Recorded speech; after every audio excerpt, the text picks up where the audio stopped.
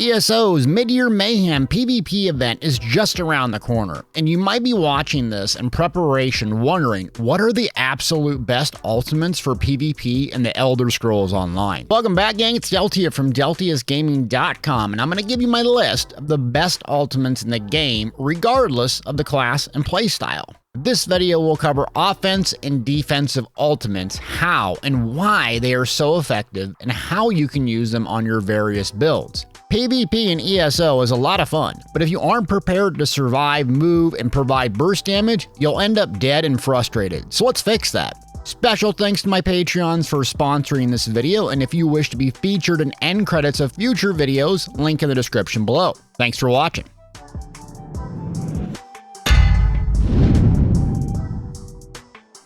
If you're dead, you're not going to have a whole lot of fun. That's an obvious statement. So we're going to start with defensive ultimate first, and a non-class specific one that you can pick up on any build. Hands down, the best universal defensive ultimate is, drumroll please, Restoration Staff Life Giver. This ability is an absolute must for magic builds and even some stand builds. Yes, even some stand builds back bar Restoration Staff because of this ability and its passives. The footage I'm showing you is our team going up against a well-coordinated, geared, skilled EP team with an Emperor who can hit for 20,000 soul tethers. I'm able to survive this a lot of incoming damage because of the Restoration Staff ultimate and some other gears and skill. It's simply insane the survivability this adds. So let me explain why and how to use this thing. So if we read this ability, it has a 28 meter range, 125 ultimate cost, and is instant. It can target you or an ally. So when casting it, it's basically going to heal you or an ally an insane amount for a limited time, 5 seconds, as well as cast 3 abilities at once: Regeneration, Blessing of Protection, and Steadfast Ward. It'll smart target one person and it has such a low cost, it'll be up again very quickly. So a tip and what I do to survive these crazy fights is I do a combination with the tripod. Tripod's going to give you back magic, stamp, and a big burst of health. So it's going to give you a flood of resources every 45 seconds. So what I generally do is every 30 to 45 seconds, I'll either have a Restoration Staff ultimate or a potion up. So I'll hit a Restoration Staff ultimate, survive for a little bit, and I'm kind of running an internal clock in my head going, okay, I just got to get to a tripod. Then I'll hit a tripod, that will go on cooldown, and then I'm telling myself, okay, now I just have to get to a Restoration Staff ultimate. I'm kind of ping-ponging back and forth, hitting those two things, surviving until the other one is up. It makes a really effective playstyle. Now, another trick with Restoration Staff is using it for resource sustain, making sure you know the passives in the Restoration Staff skill line and how it works to fully charge heavy attack. If you're about out of gas or out of magicka, but you have a Resto ultimate, hit it. Essence Drain passive will give you major mending for 3 seconds after a fully charged Resto. Plus, you can stack major and minor mending on a Templar, hit a massive Breath of Life, or an Honor the Dead. So when this thing is up for 5 seconds, if it targets you, you can basically sit there and fully charge a Resto even when people are beating on you, because the healing and the other abilities that it procs is just so strong. The Cycle of Life passive, your fully charged heavy attacks restore 30% more magic. In general, when I'm completely or out of magic with no potions, I'll pop Resto. I'll fully charge a heavy attack. During that time, I typically can get off 2 fully charged heavy attacks on my back bar with Restoration Staff, even if people are beating on me. So when the effect ends and I no longer have that crazy amount of healing, well, guess what? I ripped off 2 fully charged heavy attacks and I got a flood of resources. Now I'm just waiting until that potion comes off cooldown and I'm going to do the cycle all over again. Take the Templar Magpars, what my main is and what I always play. The Prism passive in Dawn's Wrath gives you 3 ultimate in combat for casting a Dawn's Wrath skill line every 6 seconds. So if you watch any of my footage, you'll notice my Magpar builds always have at least 1 Dawn's Wrath ability because of this reason and more. I want to incorporate a Dawn's Wrath ability every 6 seconds or so to speed up my ulti gem when I'm in combat. It's going to lead to quicker restoration ultimate and saving your life. So regardless of what class you're on, check your passives. Check what they have. They're either going to have reduced cost, they're going to have ulti-gen, or both.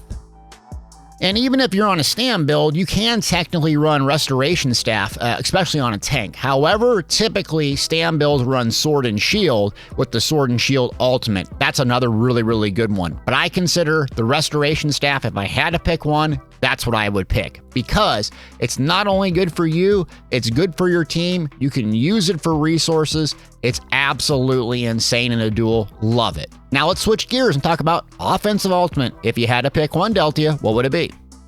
So great Deltia, what about offensive ultimates? What's a killing machine? Well, if we ask ourselves what would be the criteria for an amazing ultimate, it would be this. Low cost, have some passive for slotting it, hit very hard up front and do a damage over time effect, and possible stun CC so someone couldn't react or counter it.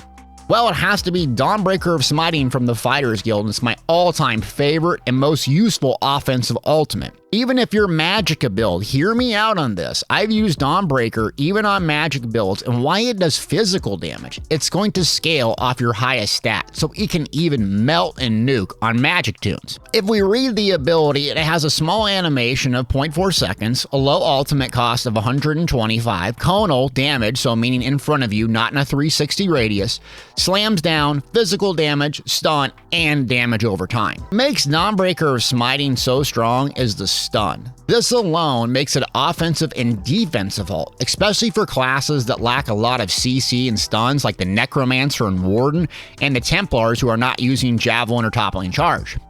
I'm going to again point to the passives, which is another reason it's so strong. Slayer increases your weapon damage by 3% for each Fighters Guild ability slotted. So if you throw this ability in Camouflage Hunter on your primary offensive damage bar for a stand build, that's a 6% increase in weapon damage just for slotting it. And another insano passive is Banish the Wicked. You generate 3 ultimate when you kill an enemy. Yes, an enemy player too. So having this on your front bar will not only boost your damage if you're a stand build, but it's going to boost your ultimate regeneration as well. Okay, Deltia, this sounds god tier. How do we use it? It might sound obvious, but you want to think about it. You're trying to line up as much damage in a short burst window as you can. PvE is all about damage over time, stacking as much dots as you can to ramp up the damage. PvP is all about hitting someone so hard with so many things in one instance they die instantly and can't counter. How you do this in a simple way is fully charge a heavy attack, land it right on the target, and instantly cast Dawnbreaker, then execute shortly after. If it lands properly, you'll damage someone with the damage from a fully charged heavy attack, your enchants and poisons, and your Dawnbreaker, not to mention if you're running any proc sets. So that's 3 or more damage sources within a second. Bang!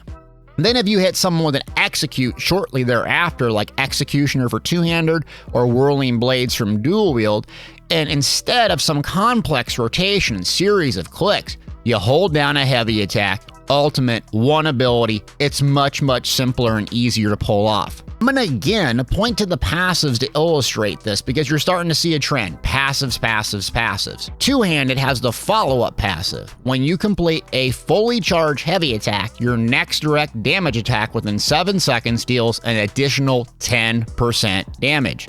Yes, Dawnbreaker of Smiting will hit 10% harder. This combo is very, very easy to pull off and requires just a little bit of practice. Not to mention, if you kill someone with this combo with a two-handed equip, Battle Rush passive will kick in, increasing your stamina recovery by 30% for 10 seconds after killing a target.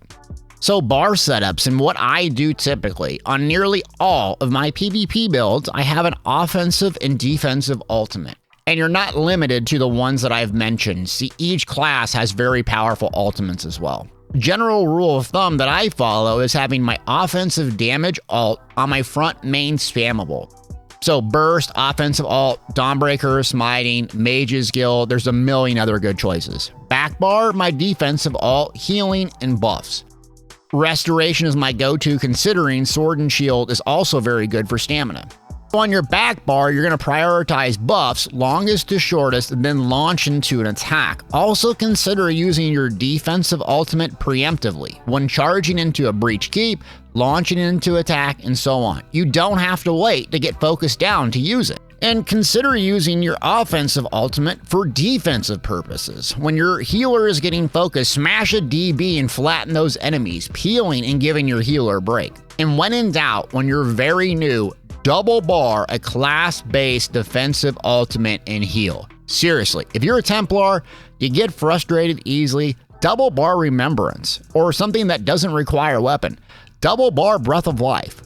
That way, no matter what bar you're on, you have an oh crap heal and an oh crap ultimate on both bars. So if you fluster and panic easy, I know, bang, my 5 key, that's a big breath of life. It'll keep me up and I'll survive a little bit longer. It's much easier for newer players to do this, learn, get some practice, and not feel like they're panicked when they get beaten on. Trust me, I've trained a lot of people on this. So I hope you got something out of this video. I know it's a lot of information for just 2 abilities, but this is how complex and nuanced ESO is and why I absolutely love creating content for it to this day. The more you learn about the game, the more you realize you have much more to learn, and these are just some of the tips that hopefully can get you to the next level and enjoy PvP. Thanks for watching, and special thanks to my Patreons for sponsoring this video, and consider supporting me on Patreon so my YouTube channel can continue to grow. Thanks for watching.